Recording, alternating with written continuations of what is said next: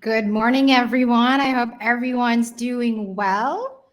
Today is a fantastic morning. Let me first introduce myself. I'm Maria Monique, and I'm a B2B marketing specialist and the host of the Rising Boss podcast. And for today and tomorrow, I will be your session host for all topics under powerful brands. Now, I hope everyone's excited for jam-packed day because we're going to have a lot of interesting sessions today. And my role is to keep you company, connect you with our speakers, and get to know them and direct your questions to them afterwards. Now, we encourage your active participation today as our Knowledge Partners Pact and Manon will be awarding the most active attendees who rate sessions and leave comments with free ebooks. Now, on to our speaker. Our presenter, Arnt, would have over 30 years of experience in the advertising industry, and he has built an impressive career by working on various roles across global agencies, including being an art director, creative director, and chief innovation officer. Currently, he serves as the group creative strategist at Grey London, where he continues to shape the future of advertising and branding. Now, today, Arnt will share his insights and experiences, providing you with a roadmap for building legacy brands that stand out in today's competitive digital landscape. Now, by focusing on interactions, perceptions, and behaviors, Arnt will guide you on a journey to create meaningful connections with your audience and influence culture in a positive way. As you listen to his presentation, prepared to be inspired, enlightened, and empowered to take your branding efforts to new heights. Without any further ado, Arnt, the stage is yours. Thank you so much, Maria, sorry.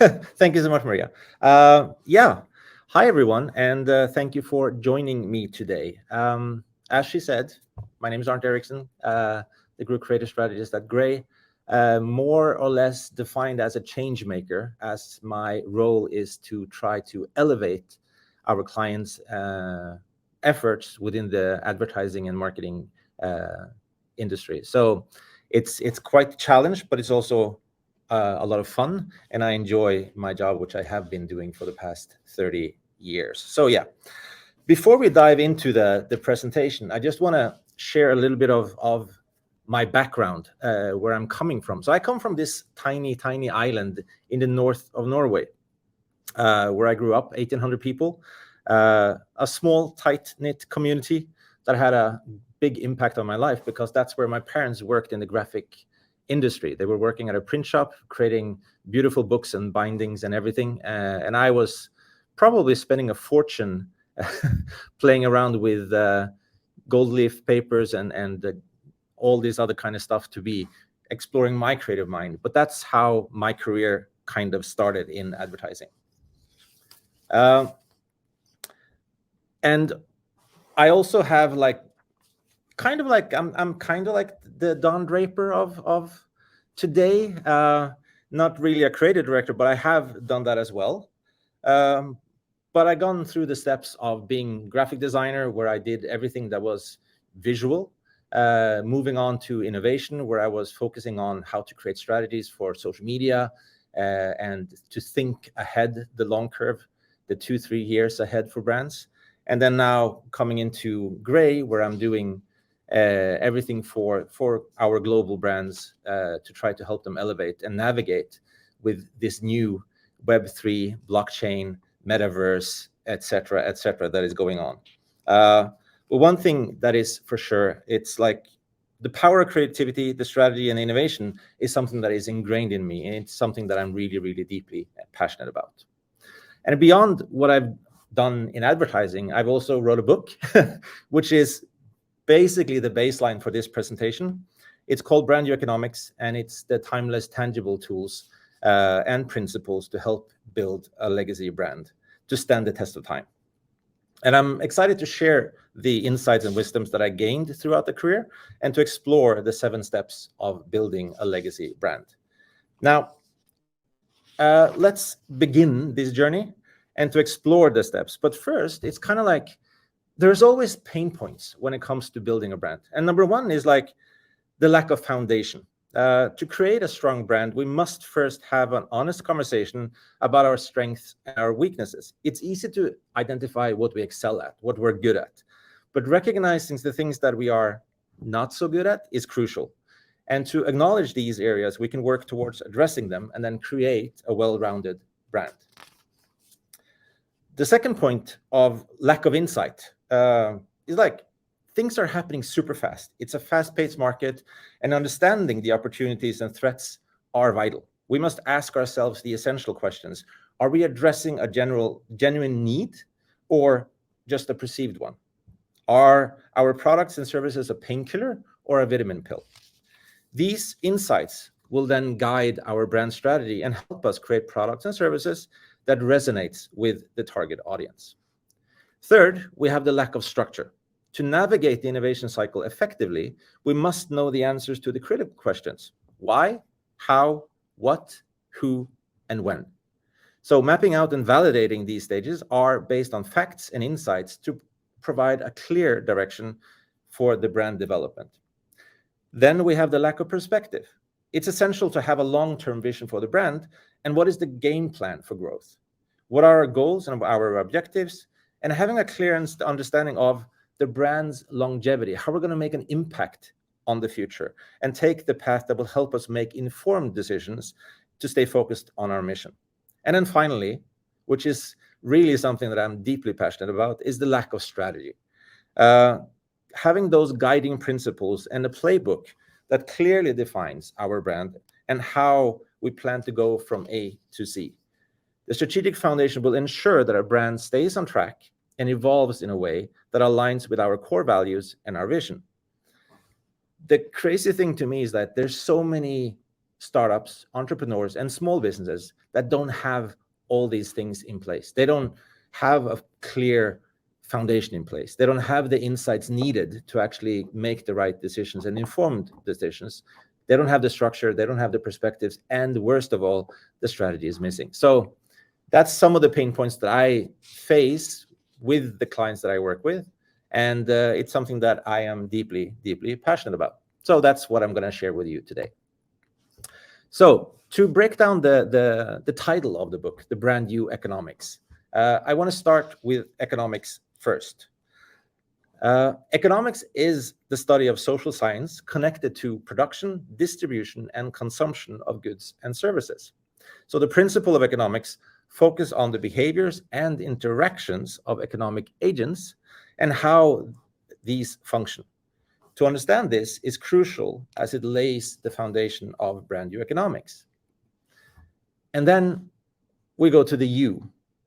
In today's digital world, everyone is a content creator.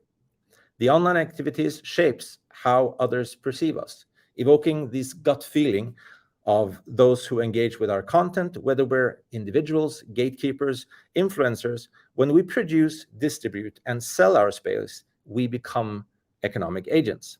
So essentially, we become brand individuals. Each of us have a unique brand with the potential to make an impact and to generate income from our time, product, or services. At the same time, companies also strive for more authentic interactions and conversations online, often behaving like people. So people try to behave like brands, and brands try to behave like people. So we find ourselves in a very interesting space. And then finally, the brand side.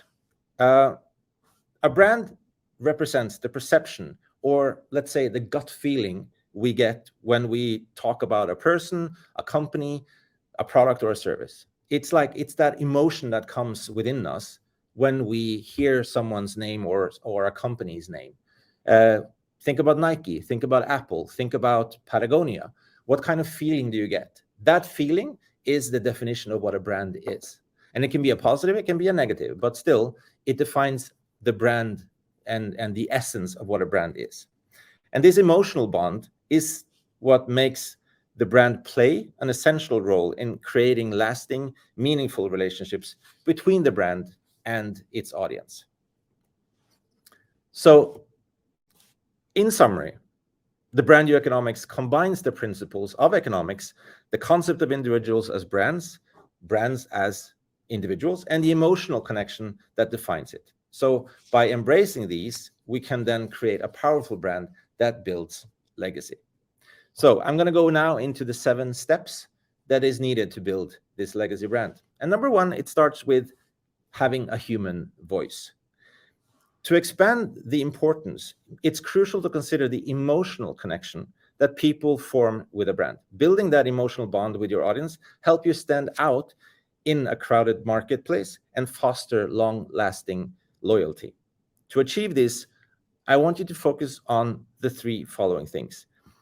How do you define your brand's personality? Developing a consistent brand voice that reflects your core values and aligns with your target audience preferences. This will establish a connection based on shared values and beliefs.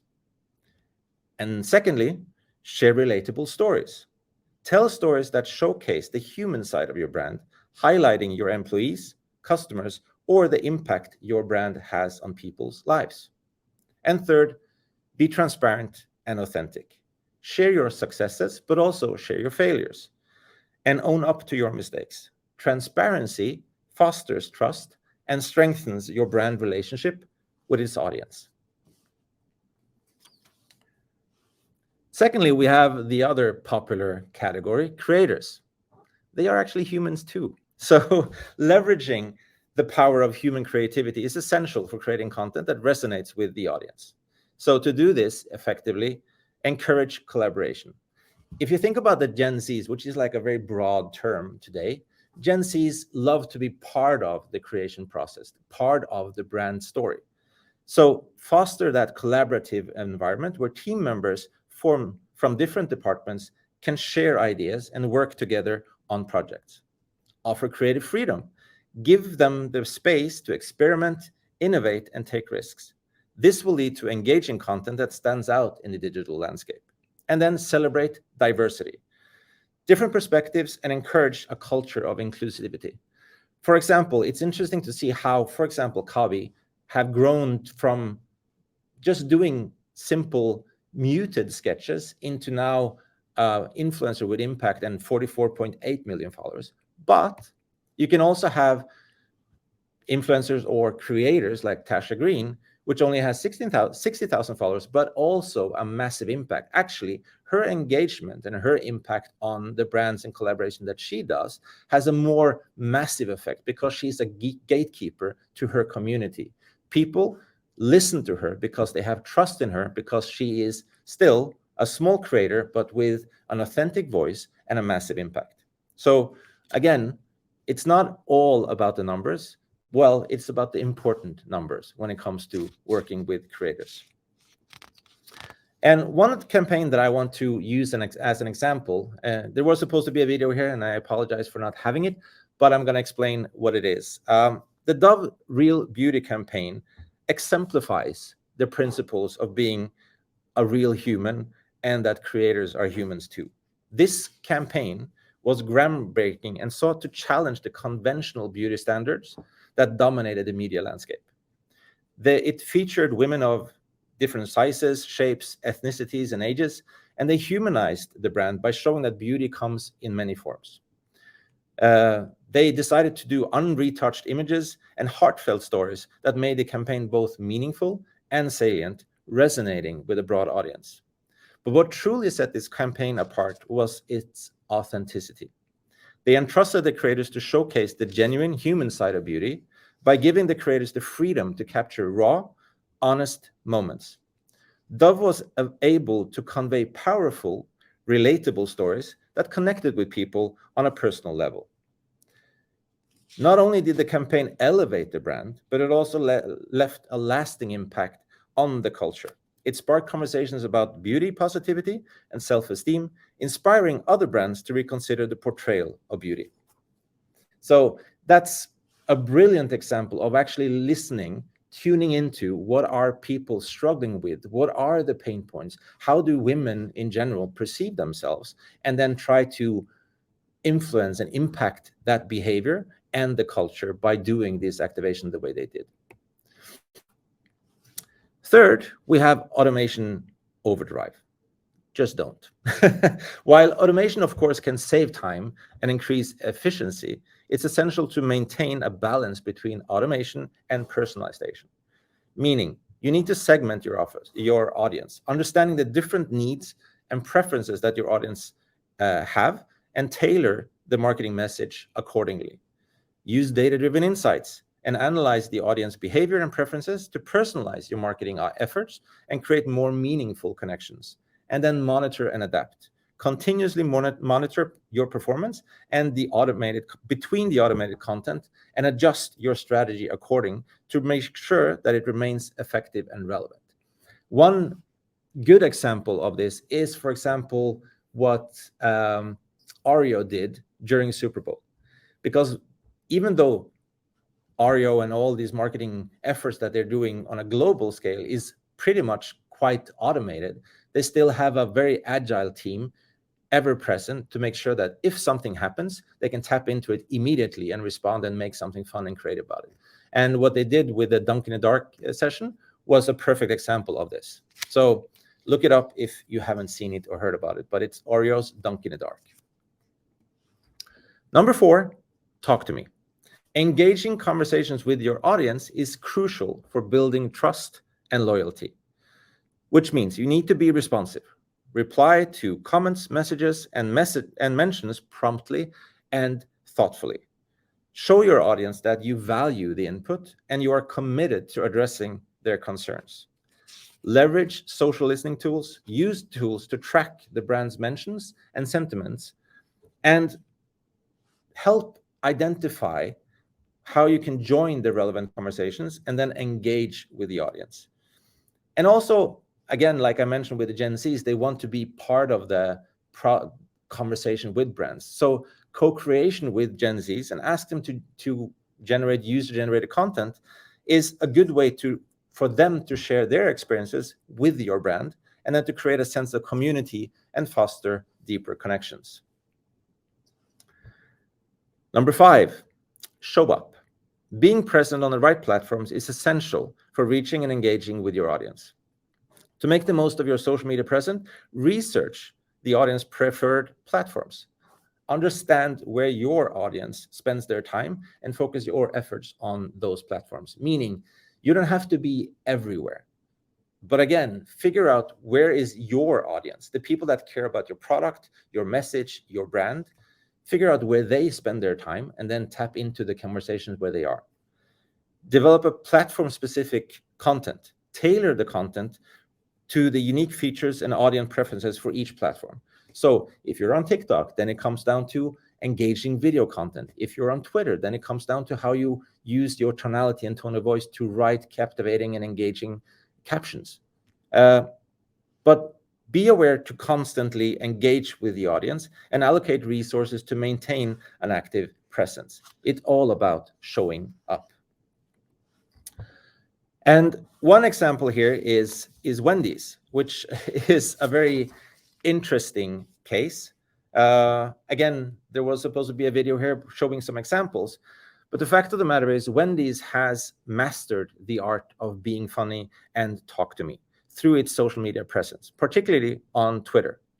In a world where fast food brands really compete for attention, Wendy's has carved out a unique niche by adopting witty, humorous, and often a very cheeky voice.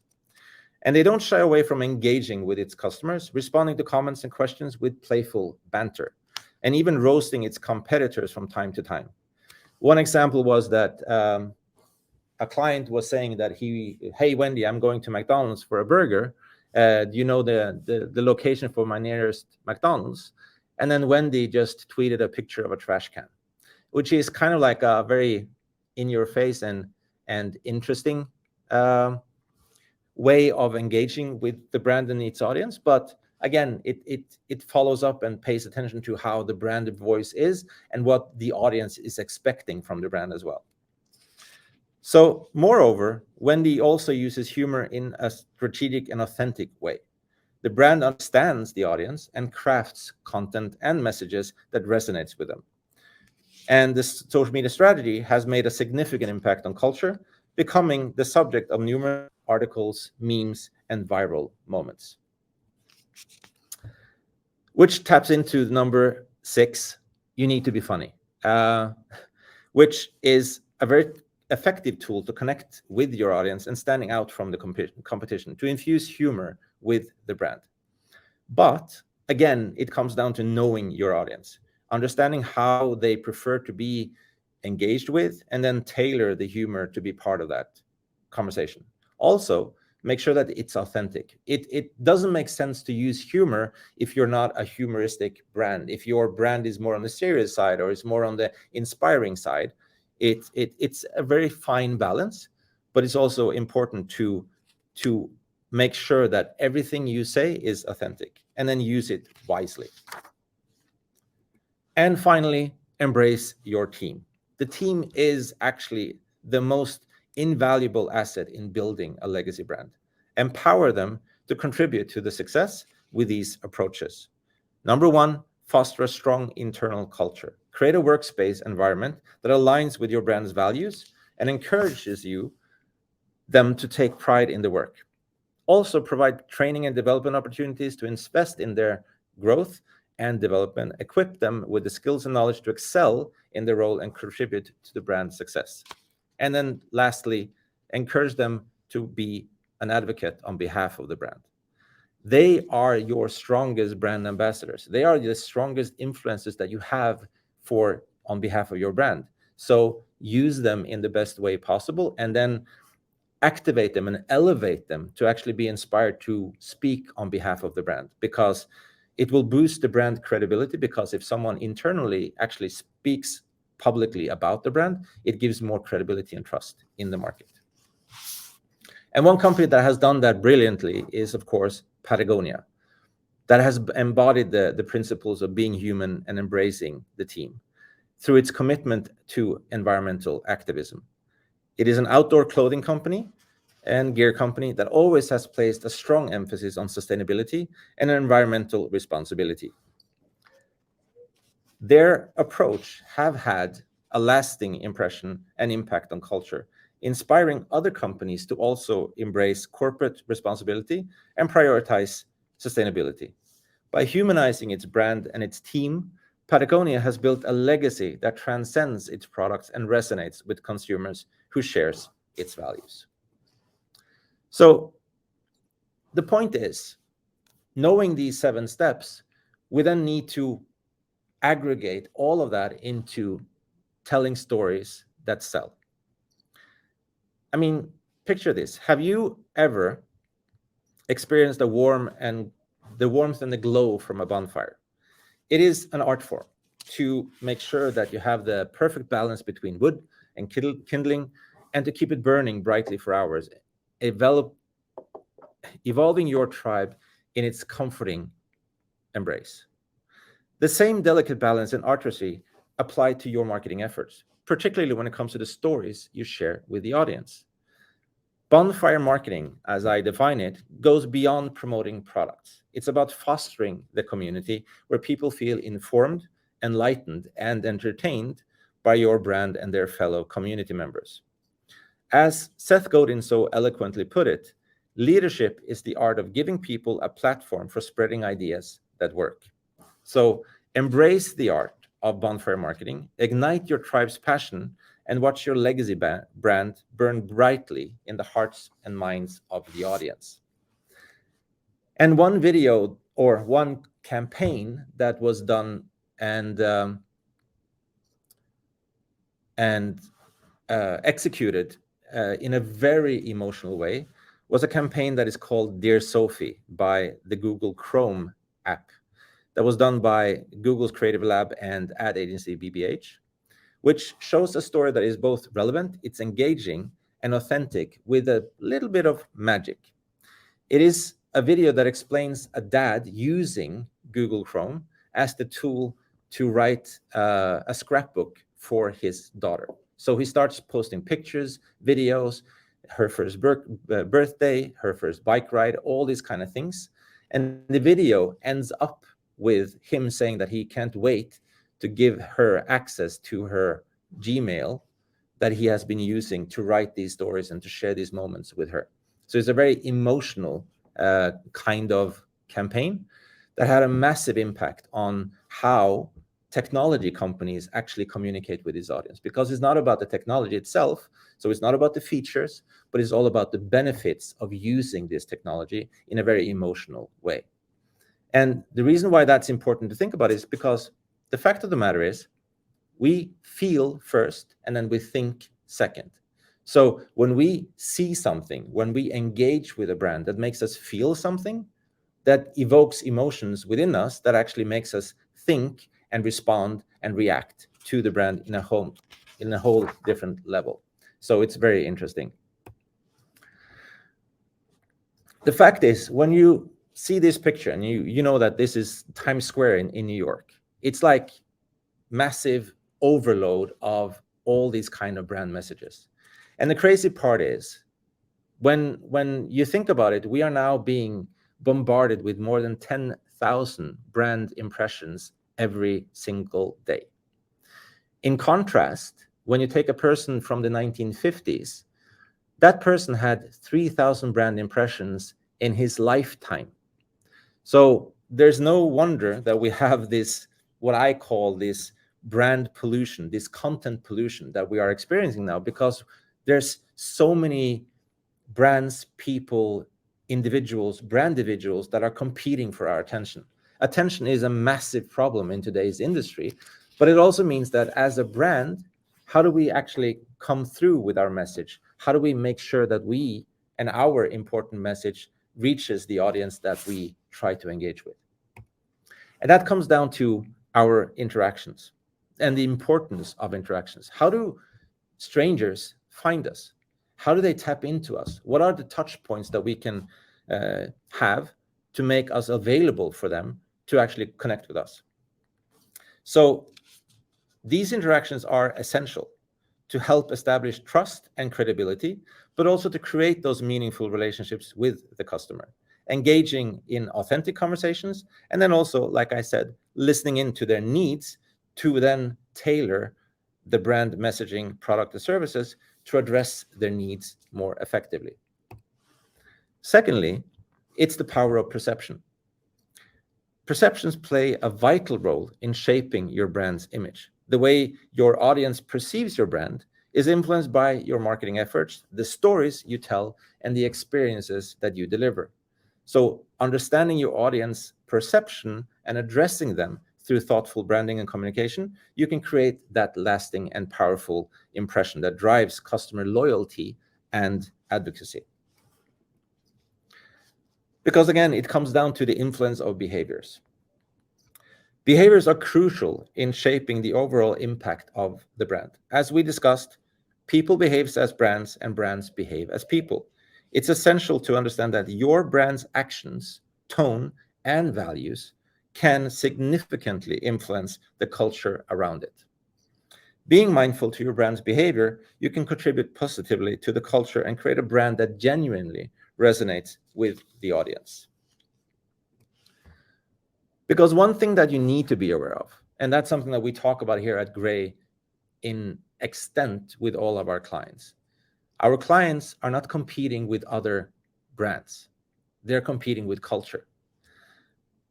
And that's something that is really, really important to understand, because whatever the competition is doing doesn't matter. You need to understand what your audience is doing, what the audience care about, and how they actually engage and how they trust brands. They want to feel purpose. They want to feel belonging.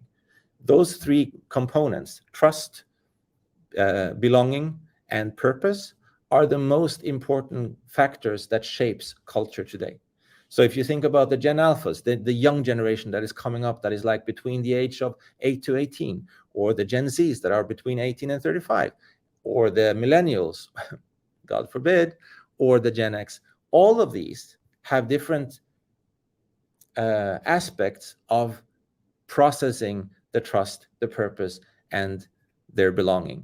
And understanding that, you can tap into the culture and then take part of the culture, influence it by either making collisions, so you make them question or respond to whatever you have to say, or you adapt to it, you inspire it, you put spotlight of something, and then you figure out a way to create these interactions, perceptions, and behaviors that then shapes the brand and shapes it how it contributes to culture in a meaningful way. So to recap a bit about what we talked about. Number one, We have delved into the concept of brand new economics that combines the principles of economy, the notion of individuals as brand, and the emotional connection that defines a brand. And by understanding and embracing these elements, we can create a powerful brand strategy that resonates with the audience and leaves a lasting impact. Then the 7 steps of building the legacy is, number 1, have a human voice. Understand with empathy what is going on in the world. Number 2, create with your audience. Tap into their creativity, tap into their engagement, make them be part of the brand story and the narrative that you have. Yes, you can use automation, but try to avoid it in the meaningful conversations. So use it as the first level step of the funnel, but then when it becomes relevant conversations, tap into it with an authentic voice. Number 4, talk to me, engage, be relevant, be funny, show up, make sure that you are present in the platforms where your audience is. You don't have to be on places and platforms that doesn't have the engagement where your audience is. Be where they are, show up and be there. And then, of course, you have to be funny. You can be funny or engage with the audience in the language and the conversation that they are engaged with. And then finally, embrace your team. Use your team in the best way possible. Make them part of the brand story. Make sure that they are your fiercest brand ambassadors, and make sure that they create meaningful connections on behalf of your brand. So why does all of this matter? Well, by focusing on the principles, by understanding the essence of brand new economics, we can develop strategies that align with the core values and the brand vision. By building a proper foundation, you are grounding your brand in facts, data, and insight that help us create a well-rounded and impactful brand.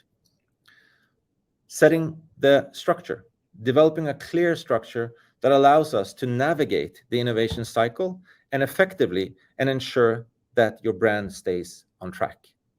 Having perspective. Remember, it's all about the benefits of your brand, product, or service, not just the features.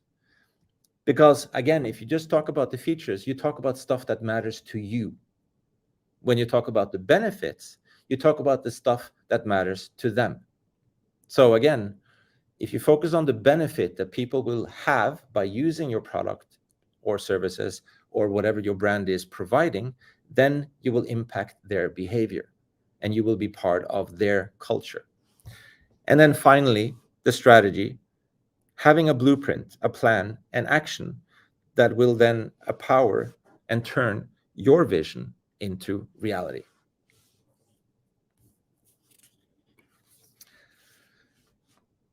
One thing that I say in many presentations and keynotes and workshops that I do with my clients is that the only constant in life is change. So to conclude this time together at the Digital Marketing Conference, I want to leave you with a recipe that can transform your brand into a legacy that not only endures, but also thrives in this ever-evolving digital landscape. First and foremost, ground your brand in rock-solid principles. These guiding lights will help you forge a brand strategy that stands the test of time. Once that foundation is laid, you can move on to crafting a tactical plan that amplifies your brand message in a way that truly resonates with your audience. It's important to remember that your brand is not just a logo or a tagline. It is a living, breathing entity that interacts with people every single day. So to foster that genuine connection, embrace your brand's human voice. Engage with real influencers, those trusted gatekeepers, to share your message over the long haul. Resist the temptation to rely solely on automation. Instead, stay nimble and responsive to the events and activities happening around you. Speak to your tribe and community with consistency, and always stay true to your principles. Add a dash of authentic spice, a sprinkle of humor, a spark of creativity, and set your brand apart from the rest. And most importantly, empower your team. When they are filled with passion and purpose, they become your brand's most valuable advocates. So again, things are going to change. As Tom Hanks eloquently said on a podcast some years back, you know, this too shall pass. So when you're going through good moments, this will pass. When your brand is struggling and trying to figure out things, this too shall pass. But remember, going back to these 7 principles, these 7 steps to create that legacy brand will make sure that you stay on point and make sure that you build that brand that makes an impact, that stays relevant, and that taps into culture and speaks to the audience in a really captivating and engaging way and makes a difference. So remember, building a legacy brand isn't a sprint, it is a marathon. So stay on course, keep evolving, and together, I'm sure that we will create brands that not only survive, but also thrive in the digital area. Yeah, I just want to say thank you for spending this time with me. One thing, if you are interested in buying the book, it is available on all the major platforms, both Amazon and Barnes & Noble, Apple Book, etc., Audible. So you can either scan the QR code or you can go to brandyoueconomics.com to get the book. And yeah, I just hope that you found this presentation interesting. Sorry about the fact that the videos didn't work, but I hope that I managed to convey the story and convey the message in a thorough and proper way as well. And now, I guess it's time for a bit of a Q&A.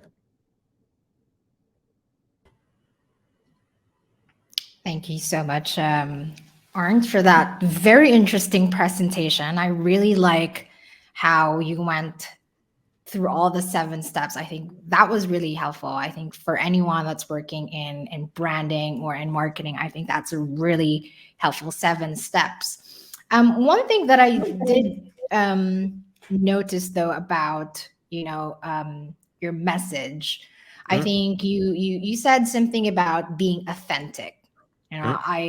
Authentic marketing, I think it's very important these days. Before, I would see a lot of marketing communications or ads that are very, very marketing. Yep. Why do you see the need now for more authentic messages or for more authentic branding? I think it comes down to, again, understanding the audience and how the marketplace is at the moment. When you think like the Gen X or even the baby boomers, they were, number one, they didn't have that many brand impressions. So in a way, they were more impressionable. Number two, you didn't have all these media channels and the global media impacting us every single day, which meant that, doing advertising and coming with simple salesy ads worked because they kind of like, it was more kind of perceived as entertainment. So ads back in the days, like even from the 50s, 60s, 70s, 80s, ads were more entertaining than anything else. And yeah, they made an impact, but it was more because there was not that much of it. Now it comes down to the fact of, number one, all this technology, all these social media platforms, and all these kind of polarized media, polarized channels and platforms influence us and the way that we see the world. So it means that we have become much more critical to what is fact, what is real, what is fake, who is trying to cheat us, who is trying to scam us from things. So and especially now the generation that is coming, that is becoming this powerful audience, the Gen Zs, they filter through the bullshit. They want to be more like, speak to me in a genuine voice, speak to me real. Like, what are you talking about? Why does this matter to me?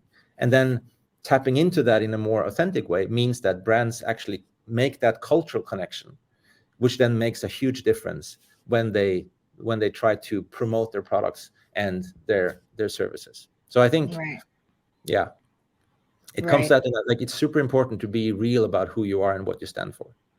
Right. I think that's interesting because it also connects to what you said, where we have to kind of humanize our brands.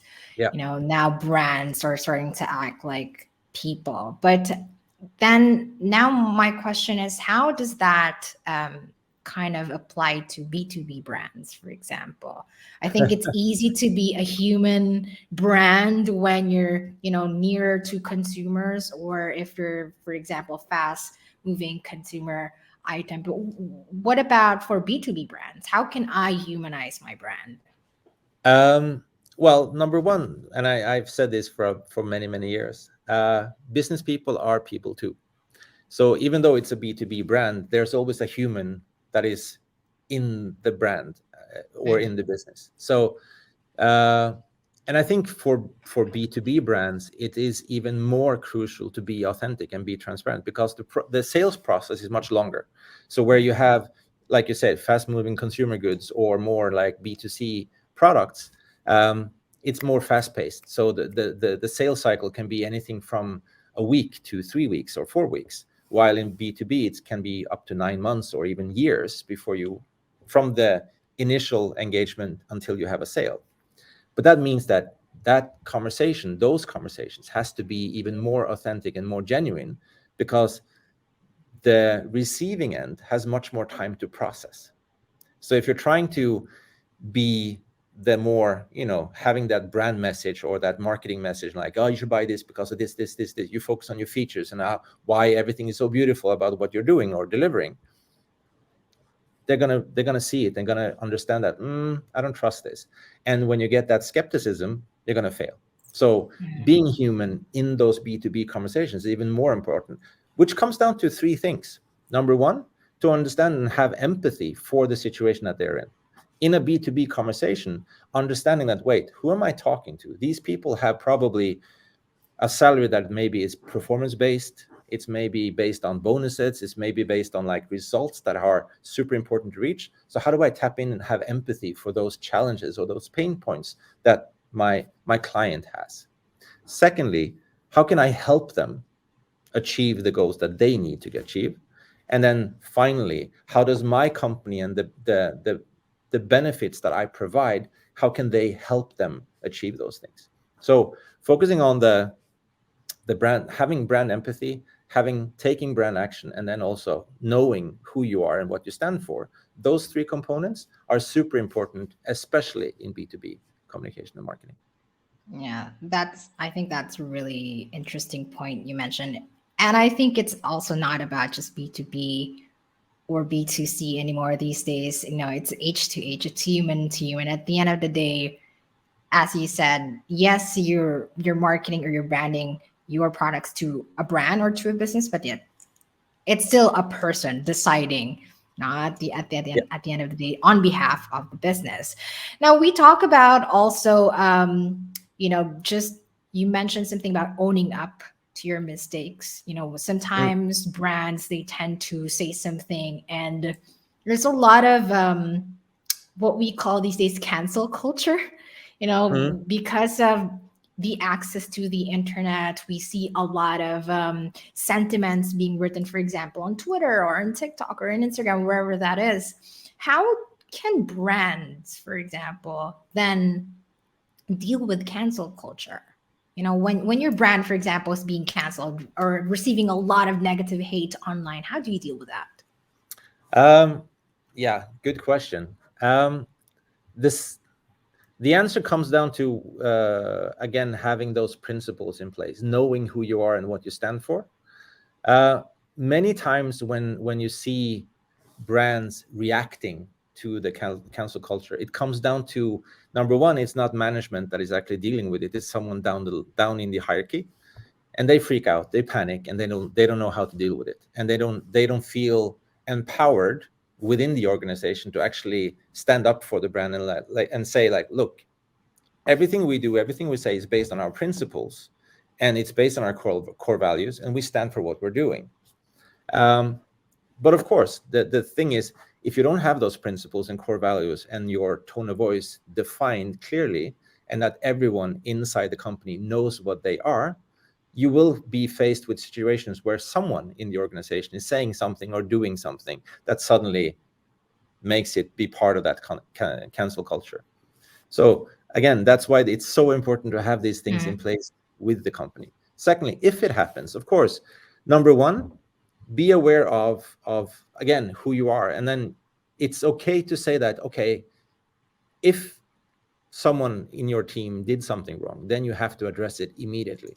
Be authentic and transparent and say like, yeah, I'm sorry, we overstepped or we did something wrong, and we're taking actions to do it, and then take those actions. A really global good example for this is what Domino's did back in the days when some employees were doing some nasty stuff with the food behind in the kitchen, and they videoed it and put it on YouTube. And of course, what happened was that the brand had a massive negative impact, because suddenly the conversation was like, if that's happening in one Domino's, it's probably happening in a lot more Domino's restaurants around the world. And the beautiful thing that the CEO of Domino's did immediately was like, number one, he took action. So he changed the way that the food was being prepared. So all the kitchens became transparent. So you could see how your food was being made.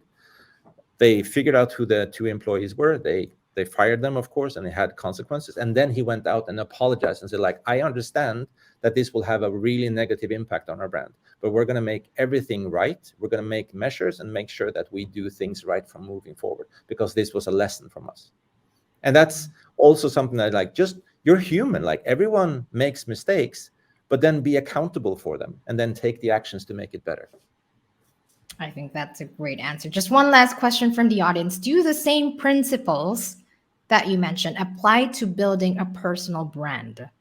Yes, that's the beauty of it. It's like, again, if you want to become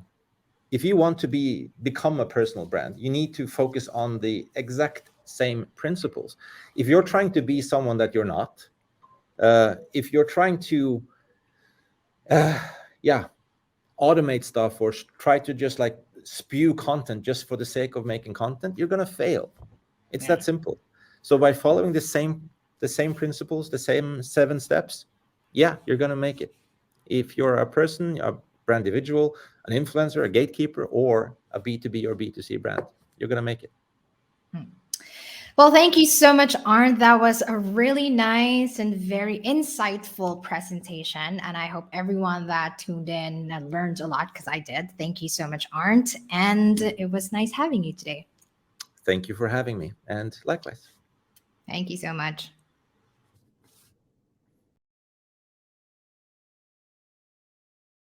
This is all we got. Remember the revolution in our minds. This is all we got.